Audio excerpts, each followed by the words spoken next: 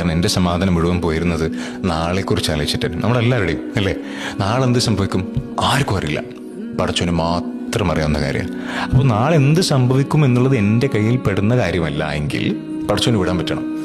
പടച്ചോന് വിട്ട് കാത്തുക എന്താണോ സംഭവിക്കാൻ പോകുന്നത് എന്നുള്ളത്. ഇനിയിപ്പോൾ എന്ത് തന്നെ സംഭവിച്ചാലും, ഇപ്പം ഞാൻ ആഗ്രഹിക്കുന്ന കാര്യമായിരിക്കുമല്ലോ സംഭവിക്കാൻ പോകുന്നത്, അതെനിക്ക് ഹൈറാണ്. ആ ഹൈറാണെന്നുള്ളൊരു വിശ്വാസമില്ലേ, അതാണ് എൻ്റെ സമാധാനം. ആലോചിച്ച് നോക്കിയേ, പലപ്പോഴും നമ്മൾ റിയാക്ട് ചെയ്യാറില്ലേ നമ്മുടെ ഭാര്യയോട്, ഭർത്താവിനോട്, അല്ലെങ്കിൽ നമുക്ക് ഇഷ്ടമുള്ള ആളുകളോടൊക്കെ. ആ റിയാക്ട് ചെയ്തതിന് ശേഷം നമുക്ക് പലപ്പോഴും തോന്നാറില്ലേ, വേണ്ടേ ഇനി എന്തിനേന്നൊക്കെ അല്ലേ. എന്തുകൊണ്ടാ? ക്ഷമയില്ലാത്തതുകൊണ്ടാ. കാരണം ഞാൻ ആഗ്രഹിക്കുന്നത് പോലെ ഒരു കാര്യം സംഭവിക്കാത്തതിൻ്റെ പേരിലാണ് ഞാൻ റിയാക്ട് ചെയ്തത്. ഇനിയിപ്പോൾ ഞാൻ ആഗ്രഹിക്കുന്ന പോലെ ആ ഒരു കാര്യം സംഭവിക്കാത്തത് എന്താണ്? ഹൈറാണ്. ആ ഹൈറാണെങ്കിൽ ഞാൻ ക്ഷമിക്കുന്നതിൻ്റെ കൂടെ ആണല്ലേ അല്ലാഹുവിൻ. അതിൻ്റെ പ്രത്യേകത എന്താ? എനിക്ക് വരാൻ പോകുന്ന ആ ഒരു നല്ല കാര്യം എനിക്ക് ഉൾക്കൊള്ളാൻ കഴിയും.